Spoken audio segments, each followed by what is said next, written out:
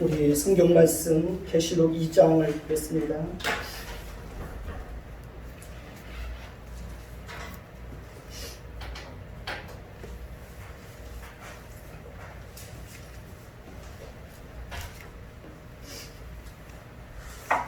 계시록 2장 8절부터 11절을 보겠습니다. 돌아가면서 읽겠습니다. 서머나 교회의 사자에게 편지하라. 처음이며 마지막이요 죽었다가 살아나신 이가 이르시되 내가 내 환난과 궁핍을 알거니와 실상은 내가 부유한 자니라. 자칭 유대인이라 하는 자들의 비방도 알거니와 실상은 유대인이 아니요 사탄의 회당이라. 너는 장차받을 고난을 두려워하지 말라. 볼지어다 마귀가 장차 너희 가운데서 몇 사람을 옥에 던져 시험을 받게 하리니 너희가 10일 동안 환난을 받으리라. 내가 죽도록 충성하라. 그리하면 내가 생명의 관을 내게 주리라. 피 있는 자는 성령이 그들에게 하시는 말씀을 들을지어다. 이기는 자는 둘째 사망의 해를 받지 아니하리라. 오늘은 에베소 교회에 이어서 서머나 교회에 대해서 말씀을 살펴보도록 하겠습니다. 서머나 교회는 빌라델비아 교회와 함께 책망은 없고 오직 칭찬만 들은 교회입니다. 서머나는 에베소에서 북쪽으로 약 48km 떨어진 항구 도시입니다. 서머나는 로마에 충성했던 도시입니다. 서머나는 로마 여신에게 신전을 봉헌한 도시입니다. 서머나는 황제 숭배의 중심지였습니다. 서머나에는 여러 황제의 신전이 있었습니다. 그러다 보니까 서머나는 주변 도시의 황제 숭배를 총괄하는 그런 도시가 되었습니다. 그렇기 때문에 서머나는 물질적으로 풍요를 누리는 도시였습니다. 서머나는 황제 숭배와 관련된 경제 구도가 형성되었고 신전 제사장들은 물질적인 풍요를 누리고 있었습니다. 서머나는 문화, 경제적으로 부유한 그런 도시였습니다. 서머나 교회의 설립 시기는 성경에 명확하게 기록되어 있지 않습니다. 서머나 교회에 대한 언급은 요한계시록이 유일합니다. 그러나 서머나 교회가 누구의 영향을 받고 세워졌는지 대략적으로 짐작할 수 있습니다. 사도행전 19장 10절을 보면 사도 바울이 에베소에서 사역하면서 2년 동안 두란노 소원에서 매일같이 성경을 강론할 때 아시아에 사는 유대인이나 헬라인이나 다 주의 말씀을 들었다고 말씀하고 있습니다. 그러니까 에베소와 서머나는 그렇게 멀지 않은 지역에 있었기 때문에 그때 서머나 지역에 살던 사람들도 에베소 지역에 와서 사도 바울이 전하는 말씀을 듣고 교회를 세웠을 것이라고 그렇게 유추해 볼 수 있습니다. 우리는 예수님의 제자들과 동시대에 살면서 예수님의 제자들로부터 직접 가르침을 받고 또 영향을 받고 교회 안에서 말씀 사역을 감당했던 사람들을 속사도라 그렇게 부릅니다. 그러니까 속사도들 중에 대표적으로 폴리갑이 있습니다. 그리고 속사도의 영향을 받은 사람들이 교회에서 말씀 사역자로 활동했던 사람들을 우리는 교부들이라고 부릅니다. 교부라는 명칭은 교회의 아버지라는 뜻입니다. 교부들의 증언에 의하면 폴리갑은 사도 요한에 의해서 서머나 교회 감독으로 세워졌다고 증언하고 있습니다. 폴리갑은 요한계시록의 저자인 사도 요한의 제자이기도 합니다. 폴리갑은 AD 155년경에 빌라델비아 교회 성도 11명과 함께 불에 타서 순교했다고 전해지고 있습니다. 분리갑이 순교할 때의 상황도 함께 전해지고 있는데 로마 황제를 주라고 고백하도록 강요했다고 합니다.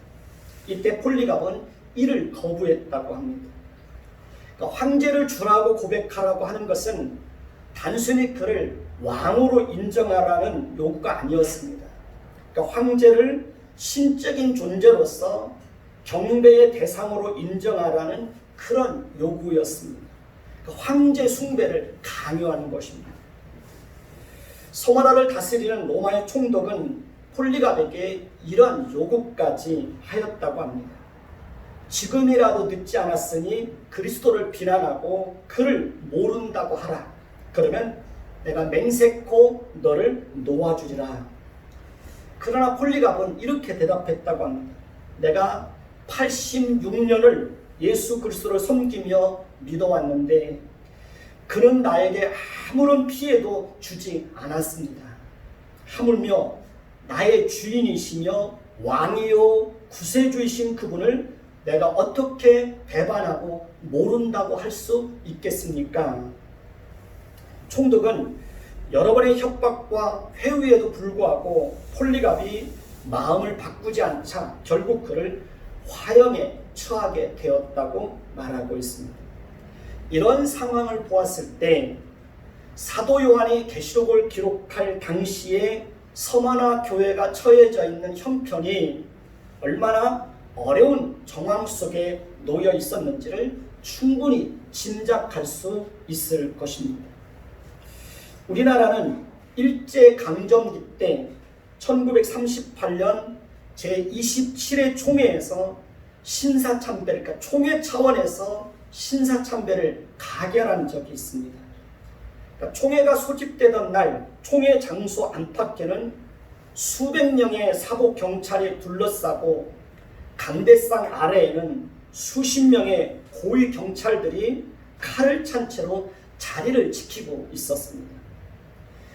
그 자리에 모인 총대들은 각각의 지방에서 올라왔는데 지방별로 2명의 경찰들이 대동을 했고 각 지방 총대들 사이에 끼어 앉아 있었습니다. 뿐만 아니라 총대들이 앉아있는 좌석들 앞뒤 좌우에 수백 명의 무술 경관들이 둘러싼 채 회의는 진행이 되었습니다. 이 자리에서 신사참배에 대한 안건이 올라왔고 총회장은 신사참배를 만장일치로 가결하였습니다. 총회장은 이때 가만 묻고 부는 묻지도 않은 채 일방적으로 회의를 진행해서 그러니까 신사참배를 통과시킨 것입니다.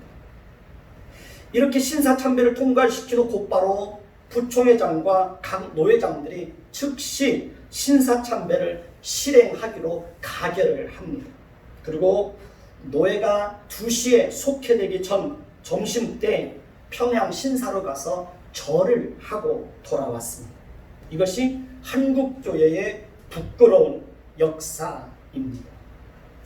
요즘에는 정부에서 코로나 바이러스를 이유로 방역을 핑계로 대면 예배를 금지하고 비대면 예배를 드리라는 행정 명령을 내리고 있습니다. 비대면 예배를 드리라는 것은 사실상 예배를 드리지 말라는 것과 동일한 것입니다. 이것은 종교의 자유와 양심의 자유가 보장되어 있는 나라에서 결코 있을 수 없는 일입니다. 그러니까 한국교회만 유독 그렇게 적용을 하고 있는 것입니다. 저는 그 속에 악한 동기가 숨어 있다고 보고 있습니다. 정부에서 하나님 앞에 용서받을 수 없는 큰 죄를 범하고 있다고 저는 생각하고 있습니다. 정부 관계자들은 악한 의도를 숨기고 교회를 대적하는 것이 곧 하나님을 대적하는 무서운 죄라는 것을 그들은 모르고 있습니다. 저는 요즘 정말 한국교회를 위해서 기도하고 있습니다. 여러분들도 한국교회를 위해서 기도해야 됩니다.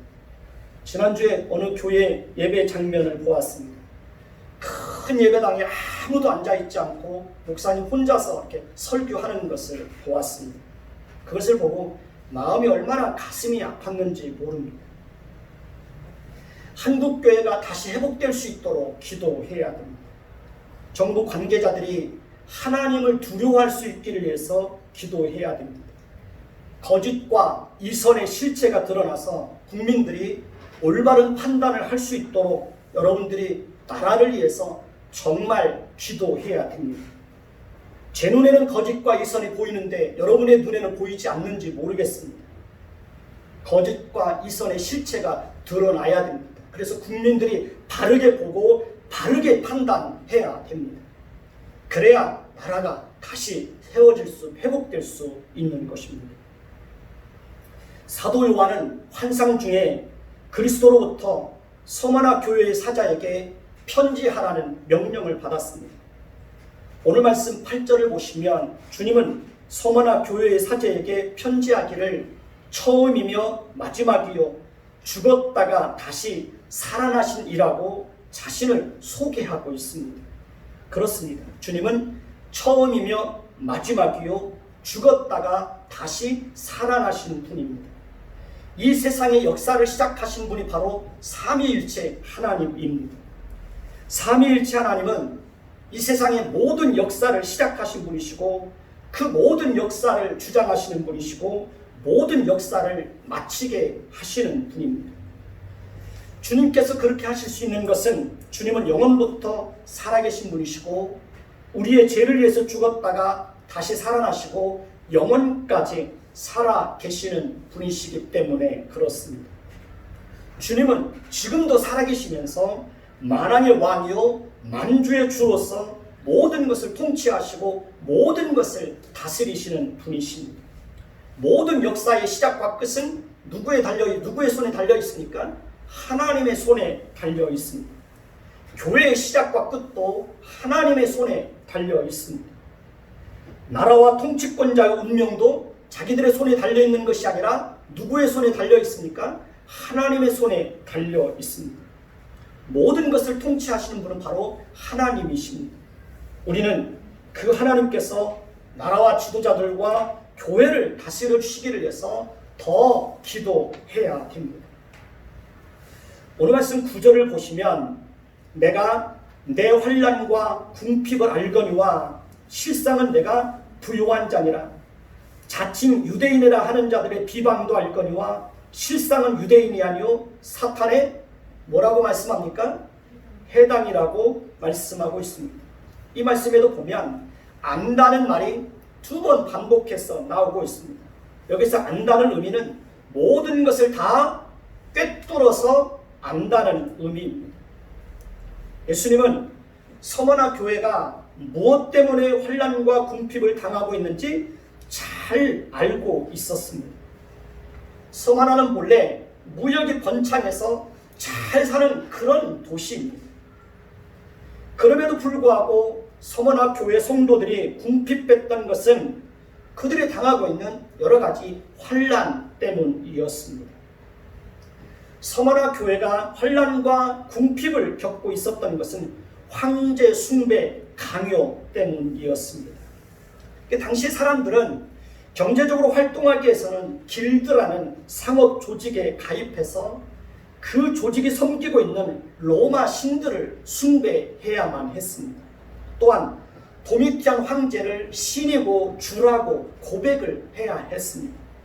이것을 거부하면 죽음을 각오하거나 모든 불이익을 감수해야 했습니다. 서머나 교회는 신앙의 순결함을 지키기 위해서 황제 숭배를 거절하였고 그 일로 인해서 실제적으로 환난과 궁핍과 많은 어려움을 겪고 있었습니다. 그러니까 로마 시대의 그리스도인들은 신앙을 지키기 위해서 생명을 걸었던 것입니다. 그러니까 각종 불이익을 다 당했습니다. 그러니까 로마 시대의 그리스도인들이 겪었던 궁핍은 그러니까 생존이 어려울 정도였습니다. 그러니까 거지와 다를 바 없는 그런 생활을 해야 했습니다. 그러니까 경제활동에 참여할 수 없었기 때문에 그들이 겪었던 가난은 처참할 정도였습니다. 그럼에도 불구하고 서머나 교회는 신앙을 지키기 위해서 모든 것을 기꺼이 감수했던 것입니다. 서머나 교회를 더 힘들게 했던 것은 자칭 유대인이라 하는 자들의 거짓된 비방이 있었기 때문입니다. 주님은 그들은 유대인이라며 사탄의 해당이라고 말씀하고 있습니다. 그러니까 그들은 사탄의 무리들이었습니다. 사실 역사적으로 볼 때 유대인들은 아브라함의 자손들입니다. 유대인들은 아브라함의 혈통으로서 하나님으로부터 선택받은 민족이라는 그런 자부심이 대단했습니다. 그러나 그들은 그리스도에 대한 참된 믿음을 버리고 오히려 기독교를 박해하고 핍박하는 일에 앞장서게 되었습니다. 그렇기 때문에 예수님은 그들을 가리켜서 사탄의 해당이라고 질책하셨던 것입니다. 유대인들은 교회와 그리스도인들에 대해서 로마의 황제와 이정자들에 대해서 그들의 권세를 인정하지 않는다고 끊임없이 비방했습니다. 뿐만 아니라 유대인들은 로마 정부에게 그리스도인들은 국가가 지정한 황제 숭배를 거절한 자들이라고 참소하여 실제로 그러한 자들을 색출해서 로마 법정에 세우는 일을 하였습니다. 유대인들은 서머나 교회에 대해서 로마 제국에게 예수를 하나님의 아들이라고 부르며 하나님을 망령되게 일컫는다고 비방하여 이단의 무리로 그렇게 낙인을 찍었습니다. 서머나의 유대인들은 사단의 선동을 받아서 기독교는 로마의 국교를 적대시하는 로마의 역적이라고 참소했습니다. 유대인들의 이러한 비방과 참소로 인해서 서머나 교회는 말로 다 할 수 없는 핍박과 고난을 겪고 있었던 것입니다.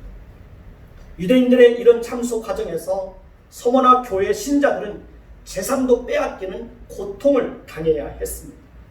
우리는 아시아에 있는 교회들이 유대인들을 통해서 오랜 기간 동안 지속적으로 고난을 당하고 있었다는 것을 성경을 통해서 충분히 확인할 수 있습니다. 그럼에도 불구하고 서머나 교회는 믿음으로 사는 것을 결단코 포기하지 않았다는 것입니다. 히브리서 11장 24절을 한번 보십시다. 히브리서 11장 24절에서 26절입니다.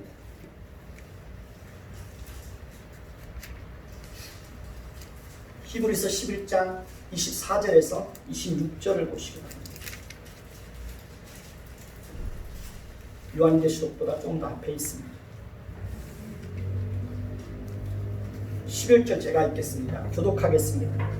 믿음으로 모세는 장성하여 바로의 공주의 아들이라 칭함받기를 거절하고 도리어 하나님의 백성과 함께 고난받기를 잠시 제약의 낙을 누리는 것보다 좋아하고 그리스도를 위하여 받는 수모를 애굽의 모든 보화보다 더 큰 재물로 여겼으니 이는 뭘 바라보았기 때문이라?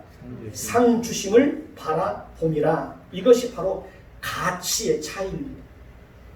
사람들은 누구나 할 것 없이 자신이 무엇을 더 중요하고 우선되게 생각하느냐에 따라서 판단하고 결정하고 자신의 인생을 살아가게 되는 것입니다. 그러니까 모세는 바로의 공주의 아들로서 애굽에서 누릴 수 있는 모든 영광과 지위와 재물과 잠시 제약이 가져다주는 즐거움과 안락한 삶을 포기하고 하나님의 백성들과 함께 고난받는 것을 더 큰 재물로 여기고 상 주시는 하나님심을 바라보았다고 말씀하고 있습니다. 히브리서 11장 35절에서 38절을 보시기 바랍니다. 35절에서 38절 제가 한 절 읽고 여러분들이 한 절 읽습니다. 제가 먼저 읽습니다. 35절 여자들은 자기의 죽은 자들을 부활로 받아들이기도 하며 또 어떤 이들은 더 좋은 부활을 얻고자 하여 심한 고문을 받되 구차히 풀려나기를 원하지 아니하였으며 또 어떤 이들은 조롱과 채찍질 뿐 아니라 결박과 옥에 갇히는 시련도 받았으며 돌로 치는 것과 톱으로 켜는 것과 시험과 칼로 죽임을 당하고 양과 염소의 가죽을 입고 유리하며 궁핍과 환난과 학대를 받았으니 이런 사람은 세상이 감당하지 못하느니라. 그들이 광야와 동굴과 토벌에 유리하였느냐. 예, 이 말씀은 초대교회 성도들이 믿음을 지키기 위해서 얼마나 많은 어려움과 핍박과 고통을 겪게 되었는지에 대해서 알려주고 있습니다. 그러니까 초대교회 성도들은 우리가 상상할 수 없는 많은 환난을 겪으면서도 더 나은 부활을 얻기 위해서 믿음으로 사는 것을 결코 포기하지 않았다는 것입니다. 저는 요즘 우리가 처해 있는 현실을 보면서 이런 상황 속에서 초대교회 성도들 같으면 어떻게 했을까라는 생각을 자주 하게 됩니다. 예배는 기독교의 핵심이고 무엇과도 비교할 수 없을 만큼 가치 있는 것이고 기독교인들에게는 생명처럼 여기는 것입니다. 저도 지금까지 인생을 살아가면서 예배를 생명처럼 여기고 그렇게 살아왔습니다. 그런데 정부 관계자들은 예배를 너무 가볍게 생각하고 있습니다. 자신들이 예배를 얼마든지 통제할 수 있다고 하는 이런 악한 생각을 가지고 있습니다. 그래서 마음이 얼마나 불편하고 힘든지 모릅니다. 우리는 그 어떤 경우에도 믿음으로 사는 것을 포기하면 안 됩니다. 세상과 적당히 타협하고 양보해서도 안 됩니다. 이러한 때일수록 우리는 하나님을 더 가까이 해야 합니다. 지금은 정말 각자가 자기 신앙을 지키면서 각자가 자기 신앙을 키우고 각자가 살아남을 수 있어야 됩니다. 어떤 목사님이 설교 중에 그렇게 말씀하시는 걸 들었습니다. 지금은 각자가 살아서 돌아와야 된다. 예배를 자유롭게 드릴 수 없는 지금의 상황 속에서는 각자가 믿음을 지키지 않으면 교회가 그 믿음을 지켜줄 수가 없는 그런 상황 속에 처하게 된 것입니다. 여러분은 지금 여러분 각자가 여러분들의 믿음을 지키기 위해서 어떤 노력을 하고 있습니까?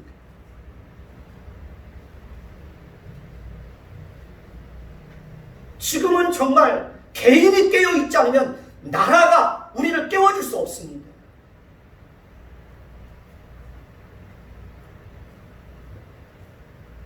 서머나 교회는 실제로 환난과 궁핍을 겪고 있었습니다. 그러나 오늘 말씀 9절을 보면 주님은 내가 내 환난과 궁핍을 알거니와 실상은 내가 부요한 자라고 말씀하고 있습니다. 이것이 바로 가치의 차이입니다. 관점의 차이입니다. 만약에 서머나 교회가 하나님을 믿는 믿음을 포기하고 세상과 타협하고 적당히 양보하고 황제 숭배에 참여하고 우상 숭배를 하면 그들은 환난과 궁핍을 당하지 않아도 되었을 것입니다. 경제활동에 참여하여서 풍요롭고 넉넉한 삶을 살 수도 있었을 것입니다. 그러나 그들이 세상에서 믿음을 포기하고 모든 것을 얻는다고 해도 그 모든 것은 언젠가는 다 사라질 것들입니다. 이 땅에서 사는 것도 영원하지 않고 그들이 누리는 것도 절대로 영원하지 않습니다. 잠시 잠깐 편안하고 잠시 잠깐 고통을 면하는 것뿐입니다. 그렇다면 그들은 가장 가난하고 불쌍한 사람, 불쌍한 영혼들이 되는 것입니다. 그러나 하나님을 믿는 믿음을 지키는 것 때문에 이 세상에서 환난과 궁핍을 당하지만 그들에게는 영원한 생명이 주어지고 더 나은 부활과 천국이 예비되어 있습니다. 그렇기 때문에 주님은 서머나 교회를 바라보고 너희가 환난과 궁핍을 당하고 있지만 실상은 너희가 바로 부자다 라고 말씀하고 있는 것입니다. 이것은 세상적인 가치를 따라 판단하는 것이 아니라 영적인 가치를 따라 바라보고 주님께서 그렇게 말씀하고 있는 것입니다. 영원한 생명을 얻는 것이 가장 큰 복입니다. 그리스도의 부활에 참여하는 것이 가장 큰 영광입니다. 하나님의 성품을 풍성하게 닮아가고 하나님과 함께 천국에서 영원토록 하나님을 예배하며 사는 것이 이 세상의 그 무엇과도 비교하고 바꿀 수 없을 만큼 그렇게 가치 있는 것입니다. 세상에서 아무리 큰 권력을 가지고 부귀 영화를 다 누린다고 해도 그가 만약에 하나님을 모르고 그 영혼이 구원받지 못한다면 그는 가장 가난하고 불쌍한 사람입니다. 왜냐하면 그는 하나님의 심판을 받고 지옥의 불구덩이에서 영원토록 죽고 싶어도 죽지 못하고 고통과 비참함 속에서 지내게 될 것이기 때문에 그렇습니다. 이 세상은 결코 영원하지 않습니다. 생명도 권력도 물질도 성공도 쾌락도 행복도 영원하지 않습니다. 영원한 것은 오직 하나님에게만 있습니다. 오늘 말씀 10절을 보시기 바랍니다. 같이 읽습니다. 시작. 너는 장차 받을 고난을 두려워하지 말라. 볼지어다 마귀가 장차 너희 가운데서 몇 사람을 옥에 던져 시험을 받게 하리니 너희가 10일 동안 환난을 받으리라. 내가 죽도록 충성하라. 그리하면 내가 생명의 면류관을 내게 주리라. 주님은 서머나 교회가 지금도 환난과 궁핍을 당하고 있지만 앞으로도 그들에게 임할 고난이 있다고 말씀하시면서 그럼에도 불구하고 두려워하지 말라고 말씀하고 있습니다. 주님은 마귀가 장차 그들 가운데서 몇 사람을 옥에 던져 시험을 받게 할 것이라고 말씀하고 있습니다. 마귀는 자칭 유대인들이라고 하는 자들을 말합니다. 여기서 몇 사람이 옥에 던져진다는 것은 단순히 감옥에 가두었다가 풀어주는 것을 의미하는 것이 아닙니다. 이것은 그들을 죽음에 던진다는 것을 말하는 것입니다. 실제로 서두에서도 살펴보았지만 서머나 교회의 감독인 폴리갑도 불 속에 던져져서 화형을 당하였습니다. 1세기 성도들은 그렇게 믿음을 지키는 것 때문에 화형을 당하고 사자밥이 되고 칼로 목베임을 당하고 돌을 맞아 죽고 톱으로 켜는 죽음과 양과 염소의 가죽을 입고 떠돌아다니며 궁핍과 환난과 학대를 받았습니다. 초대교회 성도들은 그러한 극심한 고통 가운데서도 하나님을 믿는 믿음을 포기하지 않고 주님을 배반하지 않았습니다. 그들이 그렇게 할 수 있었던 것은 영원한 천국을 바라보았기 때문입니다. 죽었다가 다시 살아나신 만왕의 왕이요 만주의 주이신 그리스도를 바라보았기 때문에 그렇습니다. 부활의 소망을 가지고 있었기 때문에 그랬습니다. 주님은 유대인들에 의해서 서머나 교회에서 몇 사람이 죽음에 던져질 때 그 일로 인하여 그들이 시험을 받게 될 것이라고 말씀하고 있습니다. 분명 그들에게는 큰 두려움이요 큰 시험이 될 것입니다. 우리도 믿음을 지키고 말씀을 따라 살려고 하다 보면 이런저런 어려움을 겪을 때마다 시험에 드는 것이 사실입니다. 그러나 서머나 교회에게는 그들이 당하는 환난과 그러니 서머나 교회에게 그들이 당하는 환난과 핍박은 얼마나 큰 시험이었겠습니까? 죽음에 던져지는 사람들이 누군가에게는 아버지요, 누군가에게는 남편이요, 누군가에게는 자식이었을 것입니다. 때로는 신앙을 지킨다는 것은 참 어려운 것이 사실입니다. 평안할 때는 잘 모르지만 정말 어려운 일을 당했을 때 믿음을 지킨다는 것은 정말 힘들고 어려운 일인 것입니다. 어떤 상황 속에서도 하나님의 신실하심을 믿고 하나님을 신뢰한다는 것은 정말 하나님께서 끊임없이 은혜를 베풀어 주지 않으면 힘든 일입니다. 그럼에도 불구하고 우리에게 희망이 있다는 것은 고난에도 언젠가는 반드시 끝이 있다는 것입니다. 가난에도 끝이 있고 환난에도 끝이 있는 것입니다. 주님은 서머나 교회에게 마귀가 장차 너희 가운데서 몇 사람은 옥에 던져 시험을 받게 하리니 너희가 10일 동안 환난을 받으리라고 말씀하셨습니다. 10일 동안은 환난을 10일 동안 환난을 받게 한다는 것은 정확하게 10일을 말하는 것이 아닙니다. 여기서 10일은 고난이 있지만 그 고난이 계속되지 않고 언젠가는 반드시 뭐가 있다는 것입니까? 끝이 있다는 것입니다.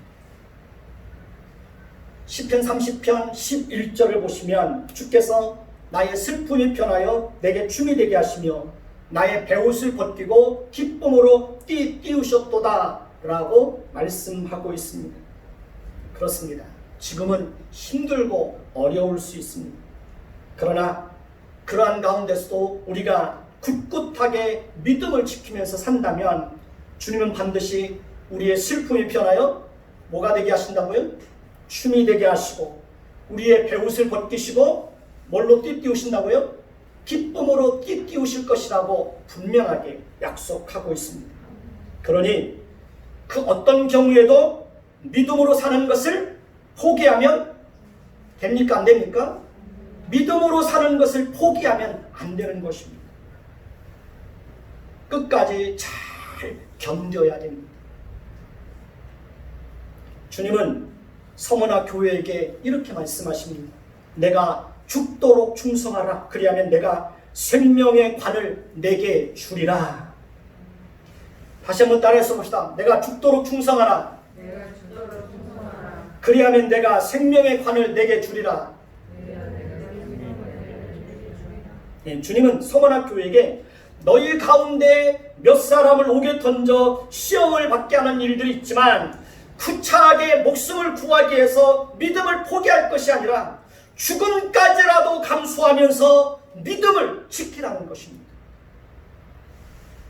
주님은 그들이 육신의 생명을 잃으면 영원한 생명을 주시겠다고 약속하고 있습니다. 주님은 서머나 교회에게 영원한 생명을 약속하시면서까지 결단코 믿음으로 사는 것을 포기해서는 안 된다고 그들에게 말씀하고 있습니다. 우리도 세상에서 모든 것을 잃는 한이 있다고 할지라도 결단코 하나님을 떠나면 됩니까? 안 됩니까? 하나님을 떠나면 안 되는 것입니다. 코로나 바이러스를 핑계 삼아서 하나님을 멀리하면 됩니까? 안 됩니까? 그러면 안 되는 것입니다. 요즘 같은 세상에는 개인적으로라도 더 자주 예배당에 들러서라도 하나님께 기도하면서 신앙을 지켜가야 되는 것입니다. 요즘에는 물질과 명예와 권력과 생계와 직장과 연애 때문에 신앙을 헌식장처럼 팽개치는 사람들이 너무 많이 있습니다. 학생들도 고등학교 졸업하고 대학교에 들어가면 세속주의에 빠져서 너무나 쉽게 신앙을 포기해버립니다. 직장에 들어가면 하나님은 뒷전이고 자신의 이익과 체면을 따라서 살아갑니다. 믿지 않는 사람과 결혼해서 신앙을 포기하고 사는 사람들이 너무 많이 있습니다. 오늘 말씀 11절을 보시면 기 있는 자는 성령이 교회들에게 하시는 말씀을 들을지어다 이기는 자는 둘째 사망의 해를 받지 아니하리라 라고 말씀하고 있습니다. 기 있는 자는 성령이 교회들에게 하시는 말씀을 들으라는 것입니다. 주님은 신앙을 지키기 위해서 자신의 생명을 기꺼이 포기하는 자들에게는 둘째 사망의 해를 받지 않게 하실 것이라고 분명하게 약속하고 있습니다. 첫 번째 사망은 육체와 영혼이 분리되는 육체의 죽음을 의미합니다. 둘째 사망은 하나님과 영원히 분리되는 영원한 죽음을 의미하는 것입니다. 즉 지옥의 형벌을 당하는 것입니다. 이것은 영원한 사망에 이르는 것입니다. 그러나 주님은 자신의 생명을 포기하면서까지 믿음을 지키는 자들에게는 영원한 생명을 주셔서 하나님과 분리되는 영원한 형벌을 받지 않을 것이라고 분명하게 약속하고 있습니다. 오늘날 주님께서 우리에게 생명을 잃는 한이 있다고 할지라도 믿음을 지키라고 하면 과연 이 말씀을 듣고 순종할 수 있는 사람이 얼마나 있겠습니까? 자신의 모든 것을 내려놓고 주님을 위해서 모든 것을 포기하고 신앙을 지키라고 한다면 과연 얼마나 많은 사람들이 이 말씀에 순종할 수 있겠습니까? 믿음을 지키고 하나님의 말씀에 순종하고 하나님의 말씀을 따라 살아가는 것을 가장 가치 있고 중요하고 우선되는 것으로 알아서 그것을 이 땅에서 하나님을 떠나서 살면서 세상에서 얻게 되는 그 어떤 행복과 명예와 재물보다 더 가치 있게 여기고 사는 사람들이 과연 얼마나 있을까요? 오늘날 그리스도인들은 하나님의 이름으로 너무 높아지고 유명해지고 하나님의 이름으로 너무 모든 것, 많은 것을 가지고 살려고 하고 있습니다. 초대교회 성도들은 믿음을 지키는 것 때문에 환난과 궁핍을 당해야 했고 때로는 목숨을 내려놓아야 했습니다. 그렇게 하지 않으면 초대교회 성도들은 믿음을 지킬 수가 없었던 것입니다. 오늘날 우리는 너무 편안하게 하나님을 섬기고 있습니다. 사실은 편안할 때가 우리에게는 신앙적인 위기입니다. 너무 편안하기 때문에 자신의 신앙이 점점 무너져가고 있는 것도 모르고 그렇게 지내다가 결국은 구원에 대한 기쁨과 감격도 없이 형식적인 신앙인으로 그렇게 전락하고 살아가는 사람들이 얼마나 많은지 모릅니다. 코로나 바이러스를 통해서 30% 40%가 교회를 떠났다고 합니다.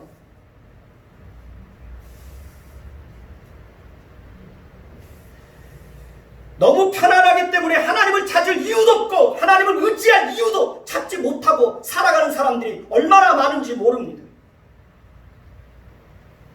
그렇게 살다 보면 살았다는 이름은 가졌으나 실상은 죽은 자라고 하는 주님으로부터 무서운 책망을 듣게 될 것입니다.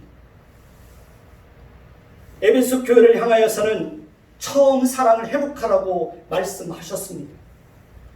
서머나 교회를 향하여서는 생명을 포기하면서까지라도 믿음을 지키라고, 생명을 잃는 한이 있더라도 믿음을 지키라고 서머나 교회에게 주님께서 강력하게 그들에게 말씀하고 있습니다. 이기는 자들에게만 영광이 주어지는 것입니다. 끝까지 견디는 자들에게만 상이 주어지는 것입니다. 하느님이 견디게 하실 것입니다. 그러나 우리도 견뎌내야 됩니다. 환난과 궁핍에도 믿음을 지키면서 사는 그 사람들이 진정으로 부요한 자들입니다.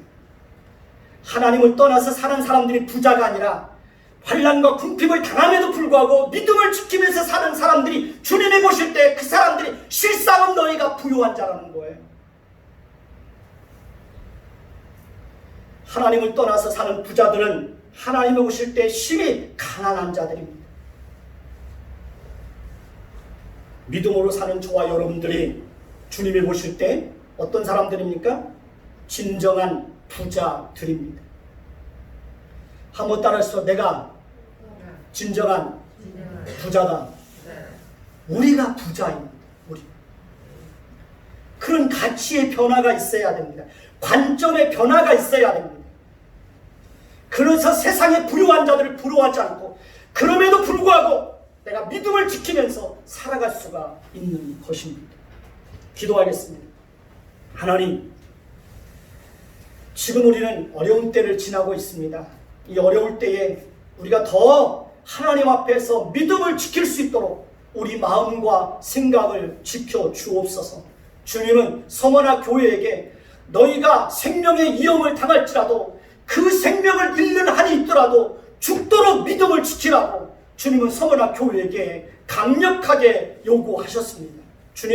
주님은 오늘도 우리에게 그렇게 요구하고 있습니다. 하나님 아버지, 우리가 어떤 일이 있더라도 그 어떤 상황에 처하게 된다고 할지라도 믿음을 포기하지 말라고, 믿음을 지키라고, 어떤 상황 속에서도 믿음을 따라 살아가라고 우리에게 말씀하고 있습니다. 주님, 우리가 지금 시대에 너무 많은 것을 포기하고 너무 많은 것을 양보하고 그렇게 살아가고 있습니다. 하나님, 우리에게 분별력을 주시고 우리에게 믿음을 주시고 우리에게 담대함을 주셔서 하나님이 보실 때에 이 어려울 때라도 너는 정말 믿음으로 산 자라고, 너는 말씀을 따라 살아간 자라고, 어려울 때에 하나님을 더 가까이 한 사람이라고 하나님 앞에 그런 인정과 그런 칭찬을 받을 수 있는 하나님의 사람들 되게 하여 주옵소서. 현실은 환난과 궁핍이 있지만 실상은 내가 부유한 자라고 하는 그런 인정과 그런 칭찬을 받을 수 있도록 주여 우리에게 은혜를 베풀어 주옵소서.